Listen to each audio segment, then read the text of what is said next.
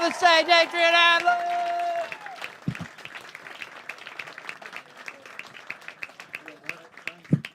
Good evening, Liverpool. So I'm your finisher tonight. Unfortunately, I haven't got any pineapple juice. My mum always said to me, if you don't watch your lip, you'll end up in hot water. So here I fucking am. So I'm Adrian, I'm 41. Apparently I don't dress my age. All the blokes at work call me Love Island. They're fucking savages, honestly. But to be fair, I live a bit of a Peter Pan life. I mean, I don't creep into teenagers' bedrooms out like that. But I'm just not ready to grow up. You know what I mean? I grew up in the 80s. And like I said, my name's Adrian, but at school, they nicknamed me AIDS. During an HIV pandemic. Which wasn't the nicest thing. I mean, it's the modern day equivalent of a kid called Kobe being nicknamed COVID. But much fucking worse, because when I was at school, when they found out AIDS was linked to homosexuality, they upgraded my nickname. Started calling me Gadrian. Which isn't very nice for a kid. I came home and says, Mum, what's a gay? She said, well, do you know you like custard? I went, yeah.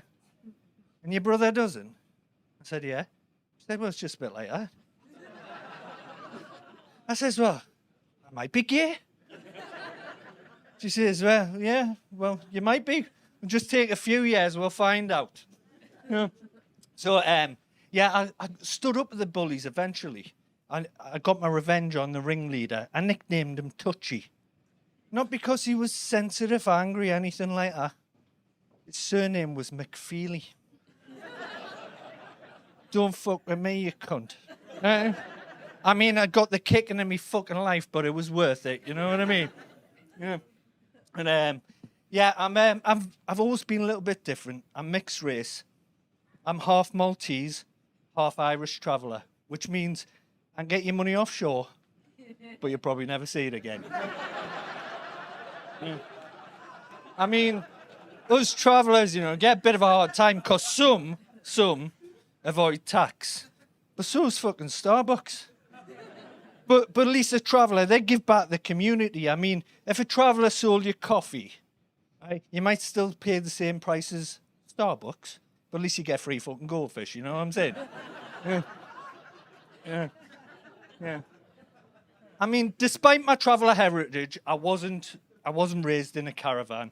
I was privileged. I grew up on a council estate in the northeast. Yeah. Which means I'm working class as fuck, basically. Yeah. To us, Maggie Thatcher was a devil. My dad used to sell illegal tobacco, and as far as my education goes, I used to think an avocado was a mammal with a long nose. Yeah. But my parents were poor. I mean, they weren't street beggar poor. They didn't have to chop off limbs to put bread on the table. Not like that. But they used to use the provvy to buy us Christmas presents. Now, if you don't know what the provvy is, the provvy was a bit like Wonga, but they came to your house. Right? And the way they decided if you got any money was if they had to wipe the feet on the way out your house, you fucking weren't getting any. Right? My mum used a provvy in 1986 to buy me Guess Who? Guess who's still paying for it? Some kids inherit estate. I inherited the fucking privilege of paying for my own Christmas presents. Right? Yeah. The provvy wife still comes. Now, I refuse to pay for it. I say, guess who's not getting any money this week? She'll say, let me guess. Has he got dark hair, blue eyes, and doesn't dress his fucking age? I says, me brother's not in, I'll go get you some money. So yeah, on a Sunday, my granny used to come over, right, for a picky tea. Now, nothing says you're northern more than a picky tea, does it? Right, because the French, they have something called hors d'oeuvres, and the Spanish have tapas, Greeks mezes, all small portions, beautifully presented. What do us northerners have? Hot dogs and pickled onions, stuck on tin foil, shaped like a hedgehog. Processed meat presented like an endangered animal. That's Northerners for you. Fucking zero class, right? Now, I remember a conversation with my French pen pal. This is like when you used to do exchanges at school. And we're talking about some exchange. She says, wait till you come here and try the creme brulee. It's magnifique. I says, wait till you come here and try spam. I said, it's different. He said, what is that, spam? I says, good question. We don't know either. I says, but do you like hedgehogs? He says, what is an hedgehog? I says, oh, never mind. Actually, I think that's what spam's made from. So yeah, after picky teas on Sunday, we used to watch TV as a family. And it used to be a show called Antiques Roadshow. My granny always used to want to watch it. Honestly, it was fucking riveting. You lot don't know you were born, right? But it didn't matter what was on the Antiques Roadshow. My granny always had one in the loft, right? There was one episode, 14th century samurai armor. Granny went, I think I've got one of those in the loft. I said, of course you have, Granny. Right next to the Picasso and the Fabergé eggs you said you had last week. But she was mad. She was just like me Uncle Jimmy, you know. She was convinced she had them. But after the Antiques Roadshow, there was another program called Through the Keyhole. Now, I used to love Through the Keyhole. Back then, right, it was presented by Lloyd Grossman. You might know him for overpriced bolognese sauce. But when I was younger, he was a TV presenter. Now, I don't know how he went from TV presenting to making sauce. Because to me, that's a more dramatic switch than fucking Bruce Jenner. Yeah. But I loved Lloyd because he had this, like, pompous voice. And it always captured my imagination. I always imagined him selling now a council house. Now, I always thought, who lives in a house like this?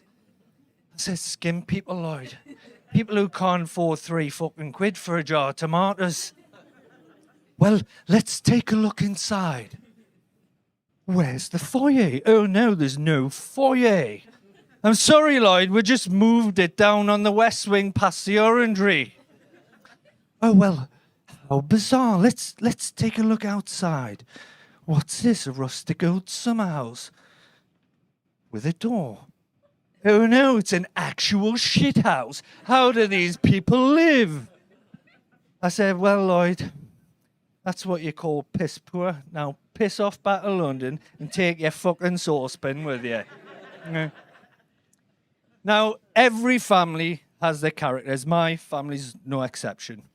You'll have loved me Uncle Jimmy. He was weird and whimsical. Never knew how old he was. He didn't dress his age. Yeah.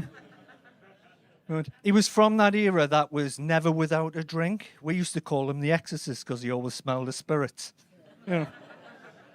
But he would do anything for you. He had a heart of gold, right?